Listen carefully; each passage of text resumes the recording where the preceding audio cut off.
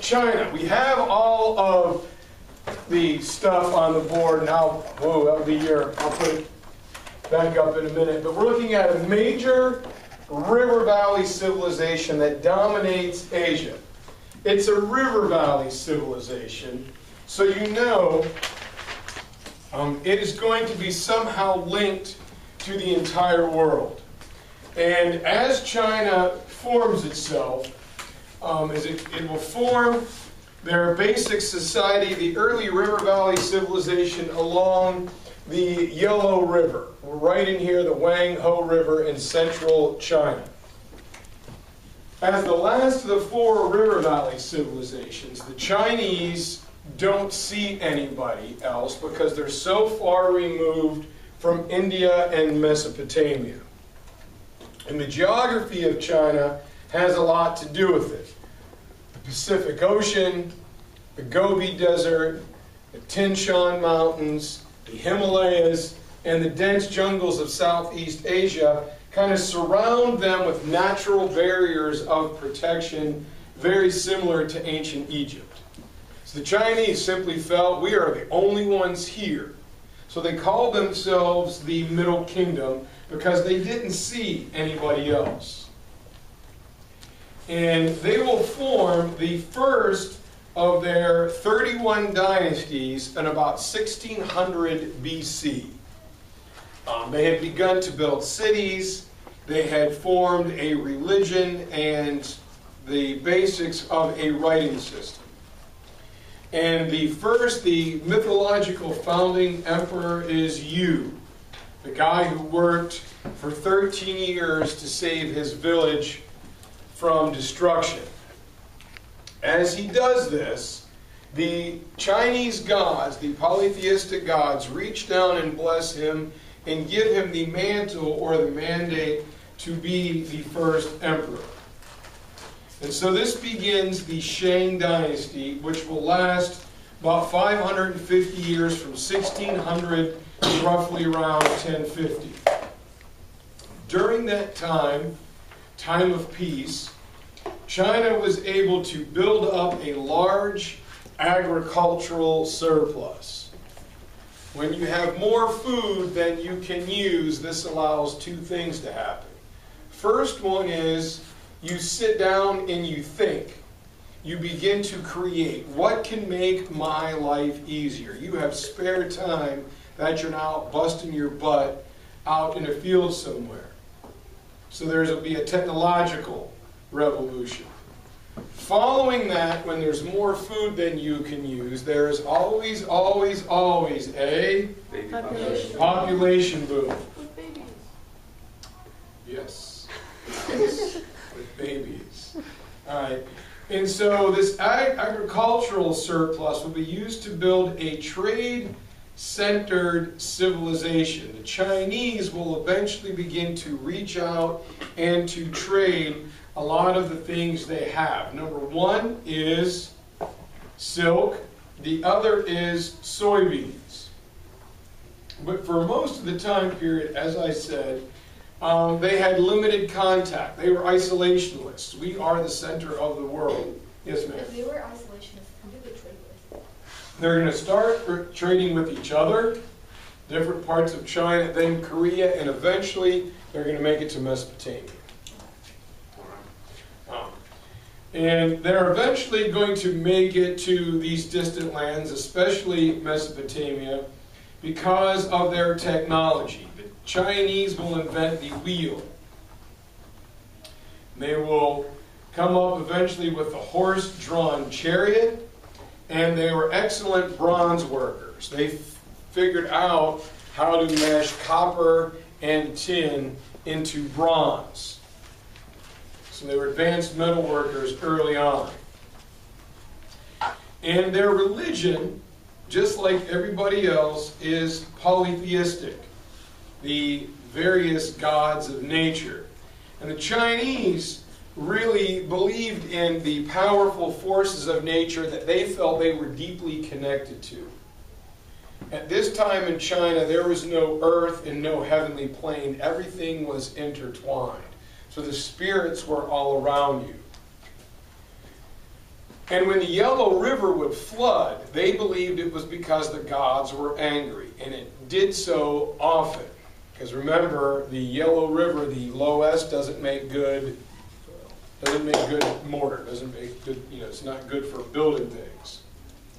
And so not only do the Chinese believe in the various gods, they add a twist to it, and they believe in the practice of ancestor worship, where you could pray to a dead ancestor for non-greedy help, to have health for the family, to help the crops to grow, to not wash away. You couldn't ask to be rich or famous.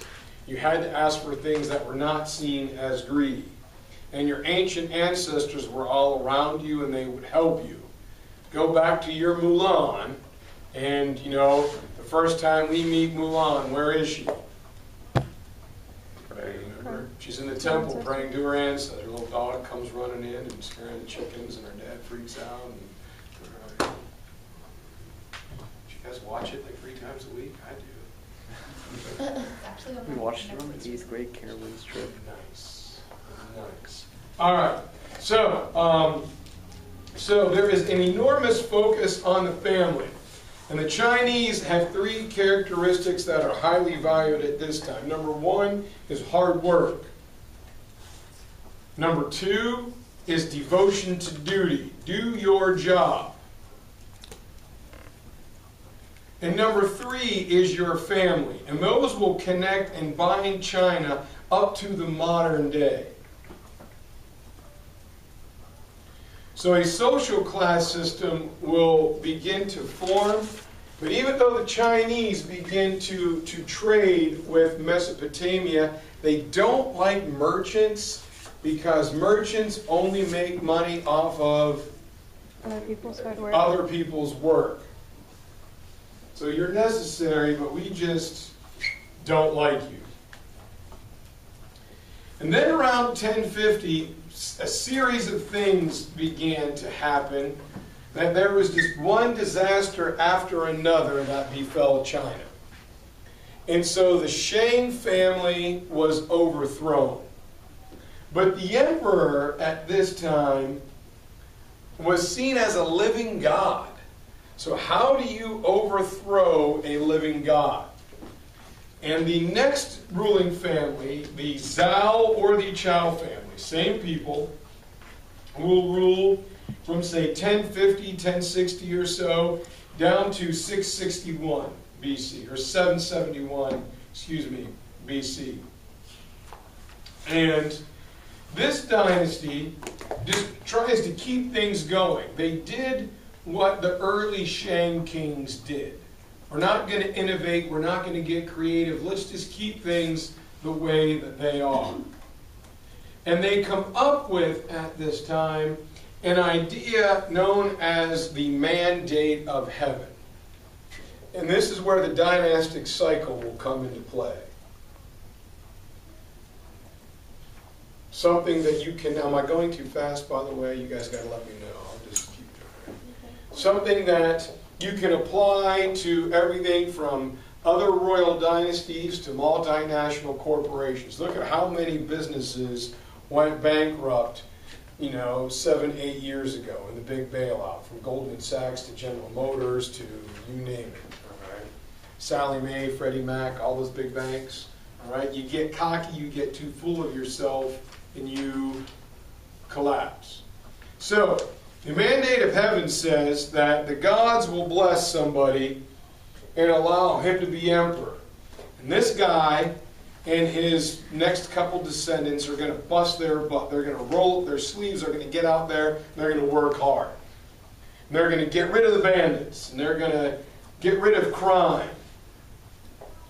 And they're going to make sure the people have enough food and the people have enough land. And things are going to go good. And then after 4 or 5 generations, we're going to get lazy, entitled punks who are no longer going to work as hard. They'll do a little bit. A couple generations after that, we're going to go from 12 o'clock at the beginning of the new dynasty down to 6 o'clock, the aging dynasty. And these emperors are so worthless and evil and greedy that they must go to East Chapel Hill High School. All right? And I'm going to put this on the air so I can carefully hear it. Take that, Bear Brown.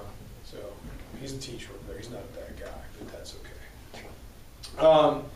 That they don't care about their people. They ignore corruption. They don't pay attention to invaders who are on the way. Bandits are all over the countryside. And they impose heavy taxes on their people to pay for their luxury goods, their Xboxes and their X-Connects and their PlayStation 4s and their Netflix and their 90-inch flat screens and what else? Their new iPhone 6s. Is there an iPhone 6? There probably is. No, It's probably on the way. So all that stuff. It's at this point that the gods reach down and say, no, you're not good enough. We were going to remove that mandate, and the people have got to be punished. There will be a period of flood and famine, natural disaster, and invasion, just to say, gosh darn it, guys, this is what you should be doing. And after a while, someone new will come to power that the gods will bless once again. And the Zhao Chao says, this happened to them. And the people believe it. That's how you replace a godlike emperor. You can visibly see bad things happening, so we have to fix it all.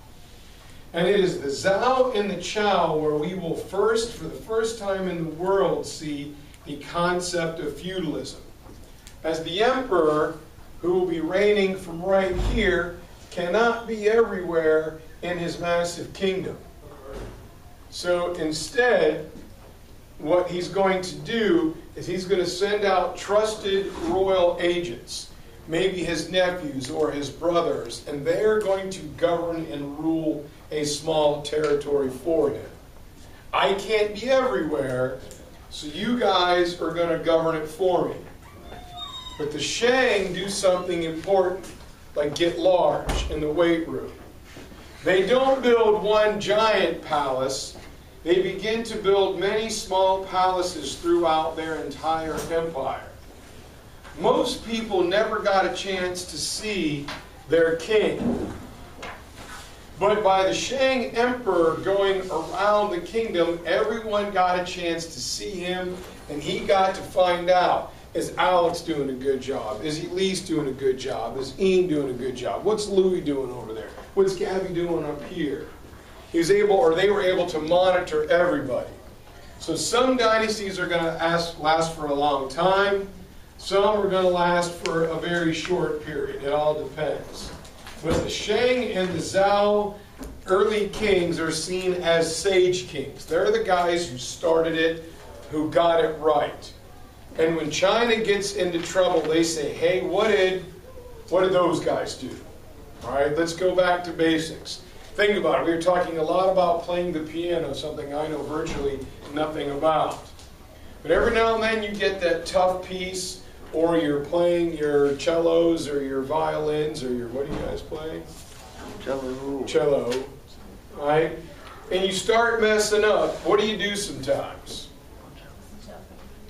Listen to other people. How about you go back to a few basic things just to get it right and build some confidence, like, okay, this is getting tough, so let me simplify, go back to the fundamentals and then, rebuild. A couple days ago, I was talking to Coach Norris, and she said Gabby had kind of lost some of the power in her volleyball spike, and so Gabby started slamming a bowling ball into the floor using proper technique, and now, like, how many volleyballs have you broken in the last week or so? Like 7 or 8? All of them. All of them. So anyway, sometimes you got to go back to fundamentals. What did I do to get here? All right. And so Roberto listens to Lunatic Fringe before a wrestling match. All right. I got cocky as a freshman. Now I got to humble myself and go to the fringe. All right. You ever listen to that song yet? After the Zhao or Chao collapse, we get into what is known as the Warring States era. And in the Warring States, is a massive time of turbulence between the Zhao and the Chao. Get a little crossbreeds in here. Between the Zhao and the Chao and the Qin is one of the longest periods of having no emperor in Chinese history. Nobles under the feudal system that the Zhao Chao created split China into different little kingdoms, like we're going to see happen in Europe. And the warring states will run from roughly 771 to roughly around the 220s or so BC, about a 500-year period. It's kind of a long time period. But in this, these different kingdoms are going to come up with an idea that all of China will use later on, and that is developing a bureaucracy. And you hear that term, what is a bureaucracy? Bureaucracy is having somebody specialized, like we were talking about teachers. Different governmental agencies that specialize in doing one thing. If everybody focuses on their job doing that one thing, the entire government will run smoothly. Remember in absolutism, how many ministers did the absolute monarchs have? How many people they meet with a day? Like 3. All right, small, efficient. You're in charge of the military, you're in charge of taxes, you're in charge of domestic policy. Get it done. And so that's what they do.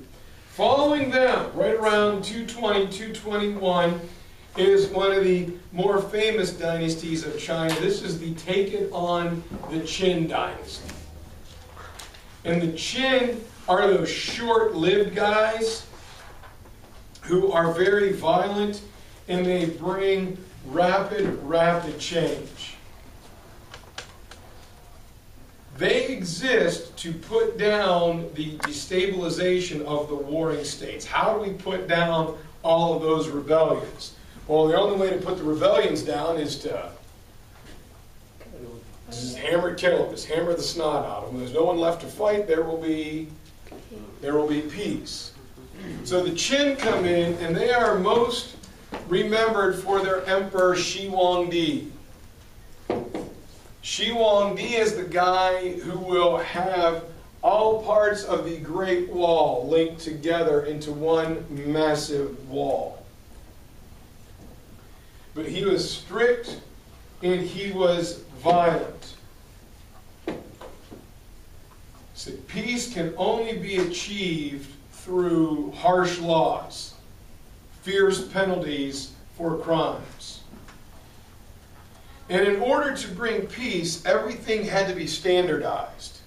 By that means everybody's got to do the same thing. Think of a private school where everybody wears uniforms. Is there any disparity among dress? Can you tell if anybody's rich or poor? No, because they all... They're all right, you got me there. Okay. Better example, the stormtroopers. They all look the same. All right, easy to keep track of because they're all wearing white and black armor and they can't shoot anything apparently. Like, only the accuracy of the Imperial stormtrooper. Well, if they shot Jawas, what else? Because like Hans run through like hundreds of them. What matrix on it, you never got. What's that? He doesn't even have to dodge. Then you know, because they're like, when Chewie's like 9 feet tall. Like, oh, I can't even hit him. Whatever. Losers. Anyway, so everything has got to be the same. Laws have got to be standardized. We're going to use one type of currency. One of the positives is we're going to use one writing system. I don't care if we all speak different languages. By God, we're gonna write the same. That way we can communicate no matter where in China we are. And so even axle lengths on carts had to be the same because he only wanted one set of ruts in the road. And Shi Huangdi is the guy that I say invents the rule book How to Be a Dictator for Dummies. In order for the people to only think one thought, I'm going to take all the books that I don't like, I'm going to throw them on a big bonfire, I'm going to burn them. I'm going to take all the teachers, I'm going to throw their butt in jail, I'm going to kill most of them, but I'm going to let a few go so they'll tell everybody how scary I am. And when I eliminate all types of thought, then people will be forced to listen to me. There's nothing else out there. And Shi Huangdi may have had some pretty good ideas, but what he did is he went too fast. People don't like rapid change. If it's slow and incremental, people will say, well, this just happened like naturally. It's kind of always been this way. I still don't text people when I'm meeting them. I tell them I'll meet you at 2:15. I'll get there about 2:05, and I'll wait. Most of the time they show up somewhere around 2:15. Do I need to contact? I'm leaving my house, I'm getting in my car, I'm backing down the driveway, I'm headed to Old 86, I've now turned south. All right, I'm just about, no, I'll be there 2:15. What do you guys do? Almost there. And that works for you, but is it necessary? Ian, I'll be at the 7 o'clock show of draft day. You have some popcorn ready? Because I'll be there by 7. I will have your large bucket of popcorn. Bam. See? Done. I don't need to call them. I don't need to call them 18 times. I'll be there around 6:55. Anyway, so he also is the guy that believed he was going to rule the next world like he was the earthly world. So he's the guy who builds the terracotta warriors. And the building of the Great Wall and the terracotta warriors is one more indication. When we look at commonalities, they talk about pharaohs and Chinese emperors and absolute monarchs. Well, most of them will build a large structure, some type of monumental architecture. What does that show us once again? Strong central authority. Someone is saying this is what we're going to do and how we are going to do it. We're going to have our labor mobilized, where they're going to be fed, they're going to be housed, and we're going to have construction material because this is what we're doing. Across the world, from the Aztecs to the Egypt, someone knocking? No. Oh, all right. To the Egyptian pharaohs, strong central authority. After the Qin dynasty goes away, the Chinese are super pumped because they get to the Han dynasty here in green. And it has a little star next to it, a little snowflake, because the Han dynasty is one of the hallmark dynasties of China. This dynasty has big medicine. Right? This is when a lot of the cool things happen. It's a 400-year period of history, roughly from 220 BC to 220 AD. And what makes it really neat is it runs parallel and simultaneous with a lot of the Roman dynasty. What Rome does in the west, Han dynasty is doing in the east. And by the end of the Qin dynasty, the Silk Road has moved across China. It is down into India and moving a branch over into Mesopotamia. So the Chinese Silk Road is now going pretty much across the entire continent of Asia. What do they mainly trade? Silk. That's why we call it the Silk Road. Yes. Now the Han Dynasty is awesome for a couple reasons. Number one, China's traditional enemy is going to show up. Those god-awful, pesky, freaking Mongols are back one more time. And the Han Dynasty emperors, especially a guy named Han Wu-Ti, goes after him, says, you know what, I'm tired of these idiots, let's just kill them all. And that makes it nice and easy.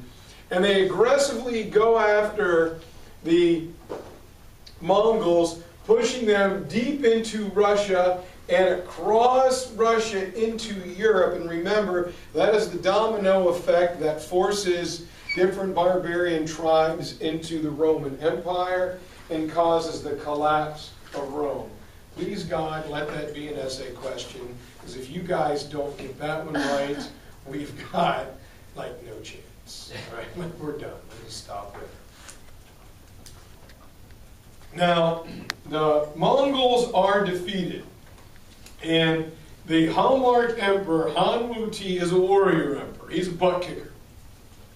And he will enlarge and extend the Chinese empire into what is today South Korea, farther up into Russia, and down around into Southeast Asia. And he will set the pattern that to be a strong Chinese dynasty from this point on, you've got to enlarge the borders of China. When he is done, two things will happen.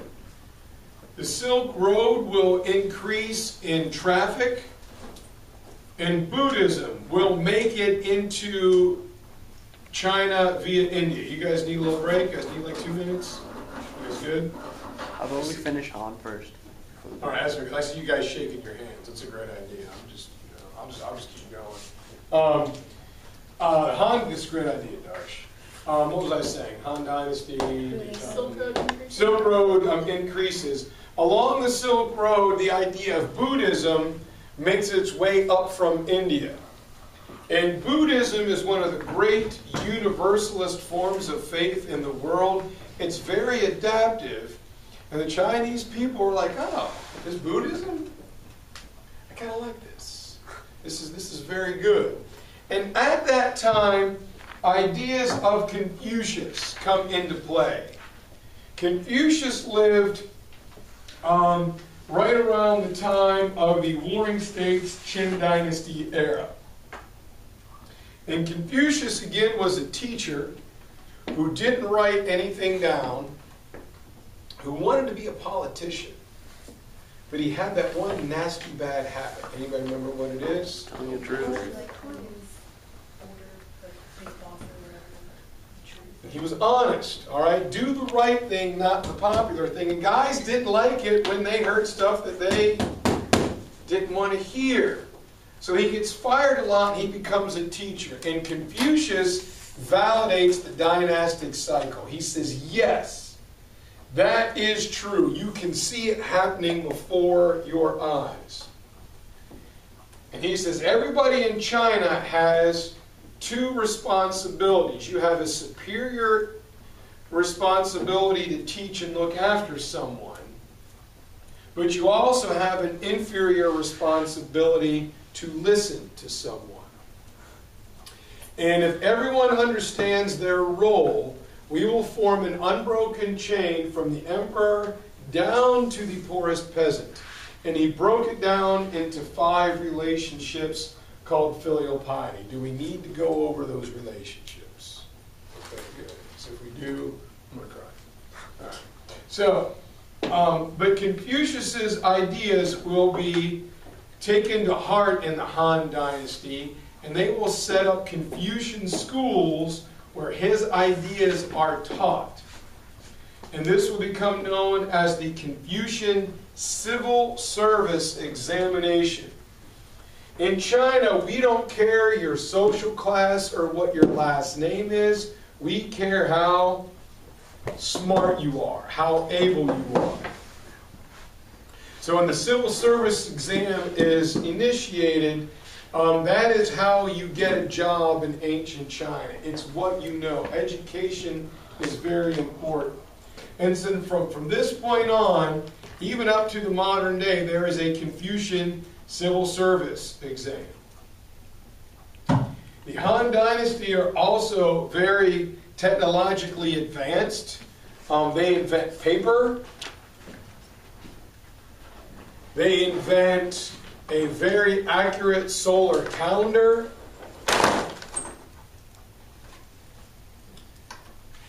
They become very adept at making bridges.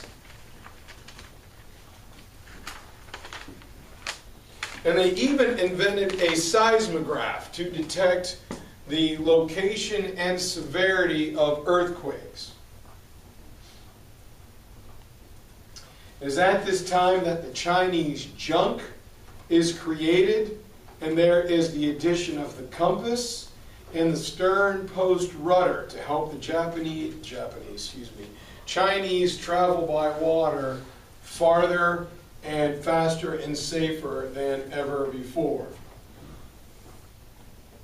This was also the time period of the great salt and iron debates between Confucian scholars and legalist scholars over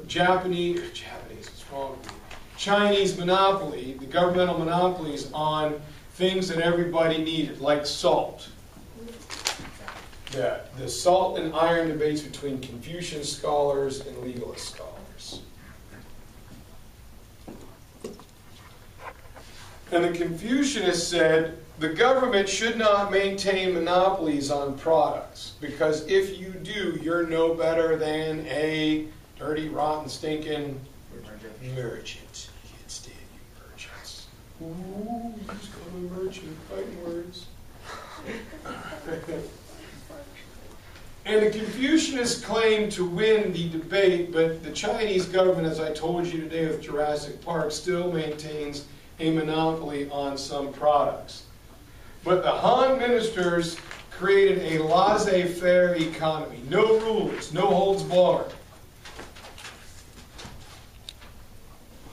And things ran great. Even with weak emperors, the Confucian scholars were so good they propped up or slowed down the dynastic cycle until we get to a poor guy named Wang Mang.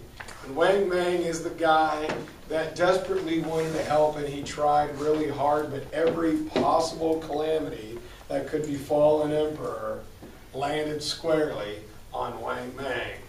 So they didn't have a choice. They couldn't just depose him. They had to kill him and then eat him.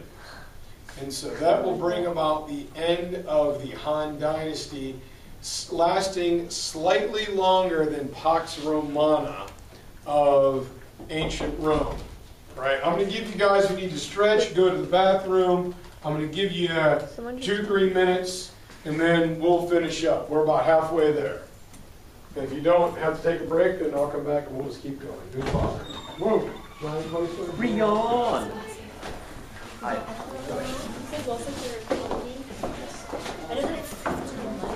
I'm not moving. Oh, Ryan, you're such a merchant. Could you just go over what a laissez-faire economy is? Laissez-faire is no governmental controls. You, the business owner, get to decide the quality and the price and the amount. Where do you want this to be facing? Like the camera-wise? To me, the way you have it. Okay. There's 34 minutes. And I'm also recording it on here. Yes, sir. Oh, Ryan, we need to get this timeline. It says the dynasties like overlap. Oh. Yes. Okay. Yeah. Just making sure that was right. Yeah. Yeah. Okay. Just come close. Wait, why am I a merchant? Oh, you mean a merchant in China? Yeah. Okay, that's bad. Yeah, that's bad. I see what I did, Louie. I'm sorry. 1368. I'm bummed. That's pretty sweet.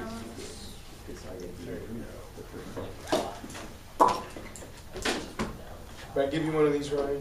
Yes. And do you want me to, Yeah, I got 2 cameras, and you choose the best one. okay, you'll have to, split them up into 15-minute segments until they allow you to do. Alex said he had some trick he was going to show you that you could upload the whole thing. Okay. I mean, you can't upload more than 15 minutes, can't you? It like unless it's like your first couple videos, they don't let you because they don't Oh wait, yeah. They Where's want the you to just, like, YouTube pump out, video? like, full YouTube movies. channel. How to find it? Alex said he knows. It's on YouTube. Yeah, I know. That's what I'm saying. I haven't found it yet. Just look up Mr. Look up Bill Melega and it's Okay, like, if you look Really? for up him in a wig. Wait, It's right there. if Yes. you look up Bill Jump. Melega into Google, there's a video of him in like Korea eating an octopus, like a live one. Really? Yeah. Did you eat a live octopus in Korea? 3. Okay. How was it? It's on It YouTube. was awful. Oh, really? Oh, And okay. some fat little guy told me that I was a fat American, and if I ate what he ate for breakfast, I'd be skinny. I looked down at him, and he weighed more than I did. And I'm like, well, okay. I eat Cheerios. Why don't you go get what you eat for breakfast, and I'll eat 3 of them. I never thought I'd see him again. I'm leaving. He came back with 3 live octopuses. Does he eat that? He doesn't eat that every day, does he? Probably not, but he ate his first. And I'm like, man, I got American up here. I got to do If it. you take notes, then I can The give you video's my in notes for what 144 you p. missed, and I can give your notes from what I did. Took him down. They told me his name was Bob, but he was from Dallas. I'm like, you're not even from Korea, so shut up.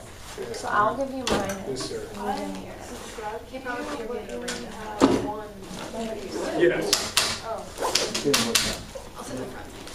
It's gone. Touch my man. At least you won't take as long to edit as Ian. I don't know. They haven't Hey let me Ryan, don't take as long to edit as Ian. Did you see the whole song Alex wrote? Wait, Priceless. What's that, Darsh? can we watch Dan's video in the break? Yeah, can we watch? Wait, How about do we have end it? with that? Okay. Well, do we have it though? That's Are you one still thing. filming this? Yeah, Oh wow. and Let it roll. I'm just. I mean, you How could much split battery it power? up. I have no idea. That's Never seen this All before. right. You guys all ready to get started See, again? it's Everyone listen. 1080p. That's nice. Though. Oh Ryan, we're on the Sway Dynasty. Where? On the, Sweet. No, sway. on the red S in the middle. U I. I Is think it's everybody Sway. back? Yeah, Gab's there. Gab's there. Lucy left. Is anyone and here but Morgan left? came in. All right. So Curtis tell you I talked to him? Yeah. All right. Hope you guys are still back. Hey, Julia. Ow. She couldn't Can see you see? anything. I punch Ryan's knees like every day in every world. Don't do it in weather Yeah, it time. wasn't that great today. What do you play goalie? Do you wear like contact? Yeah. Are you the goalie? She is the goal. God, that makes so perfect He's at the end sense. of the road. The ball hits her in That's the what face Robert like every did. single time. Wait, wait. I Like, think a goalie's got to have a certain mindset, be a little off kilter. That is you. Filter.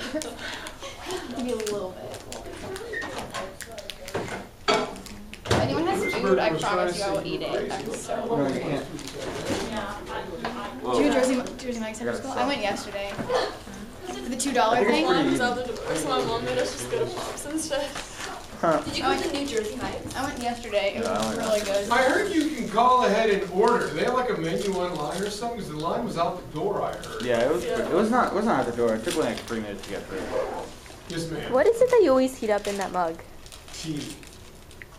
Drink like 4 cups a day. I'm so gonna get cancer because I never can like. I would like to just drink a cup of hot tea from beginning to end and not have to reheat it. But that's just not how my life Okay. is. What's that, man? What is also good for metabolism is Transition.